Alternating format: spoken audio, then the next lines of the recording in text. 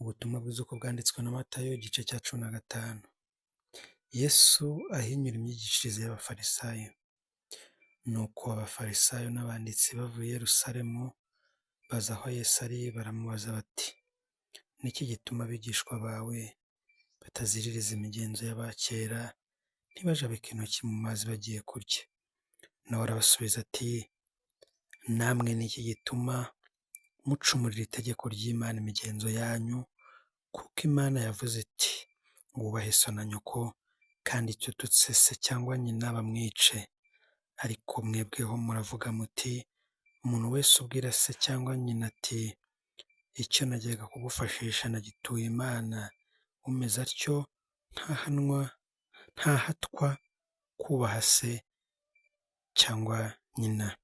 Nuko ijambo ry'Imana mwarihinduye ubusa ngo mukomeze imigenzo yanyu. Mwandyarya mwe! Yesaya yahanuye ibyanyu neza ati, ubwoko bunshimisha iminwa, ariko imitima yabo imba kure. Bansengera ubusa, kuko inyigisho bigisha ari amategeko y'abantu. Ahamagara abantu arababwira ati, nimwumve musobanukirwe, ikijya mu kanwa si cyo gihumanya umuntu, ahubwo ikiva mu kanwa ni cyo kimuhumanya. Maze abigishwa baramwegera baramubaza bati, uzi yuko abafarisayo barakajwe no kumva ayo magambo? Arabasubiza ati, igiti cyose Data wo mu ijuru adateye kizarandurwa. Nimubareke, nabarandata impumyi, kandi nabo bahumye. Ariko impumyi yo irandasa indi, zombi zigwa mu mwobo. Petero aramusubiza ati, dusobanurire uwo mugani. Aramubaza ati, mbese namwe ntimurajijuka? Ntimuzi yuko ikintu cyose kigiye mu kanwa kijya mu nda, kikanyura mu nzira zacyo? Ariko ibiva mu kanwa biba bivuye mu mutima, nibyo bihumanya umuntu. Kuko mu mutima w'umuntu ariho haturuka ibitekerezo bibi, kwica no gusambana no guheheta, kwiba no kubeshyera abandi n'ibitutsi. Ibyo nibyo bihumanya umuntu, ariko kurisha intoki zitajabitse mu mazi ntiguhumanya umuntu. Yesu akiza umukobwa w'umunyakananikazi. Yesu arahava ajya mu gihugu cy'i Tiro n'i Sidoni. Umunyakananikazi aturuka muri icyo gihugu arataka cyane ati, mwami mwene Dawidi, mbabarira, umukobwa wanjye atewe na dayimoni cyane. Ntiyagira icyo amusubiza. Nuko abigishwa be baramwegera baramwinginga bati, musezerere kuko adutakira inyuma. Arabasubiza ati, sinatumiwe abandi keretse intama zazimiye zo mu muryango wa Isirayeli.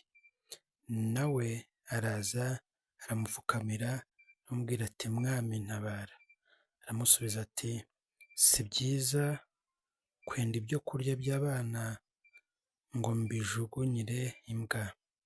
Nawe ati, ni koko mwami, ariko imbwa nazo zirya ubuvungukira bugwa buvuye ku meza ya ba nyirazo.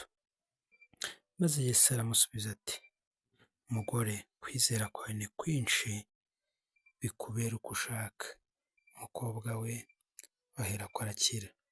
Yesu akiza uburwayi, ahaza abantu 4,000.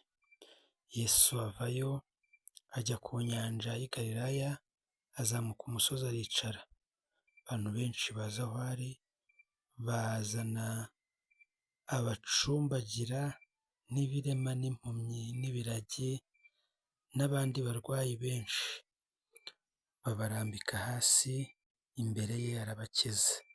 Bituma abantu batangara babonye ibiragi bivuga, ibirema ari bizima, bacumbagira bagenda, n'impumyi zireba, bahimbaza Imana y'Abisirayeli. Yesu ahamagara abigishwa be arababwira ati, mbabariye abo bantu kuko uyu munsi ari uwa gatatu turi kumwe, none ntibafite ibyo kurya, sinshaka kubasezerera batariye, isari itabatsinda mu nzira. Abigishwa baramubaza bati, muri ubu butayu twakuraho imitsima ingana ityo yo guhaza abantu bangana batya? Yesu nawe arababaza ati, mufite imitsima ingahe? Barasubiza bati, ni 7 n'udufi duke. Ategeka abantu ko bicara hasi, yenda iyo mitsima 7 n'udufi arabishimira, arabimanyagura, abiha abigishwa be nabo babiha abantu. Bose bararya, barahaga, bateranya ubuvungukira busigaye bwuzura ibitebo 7.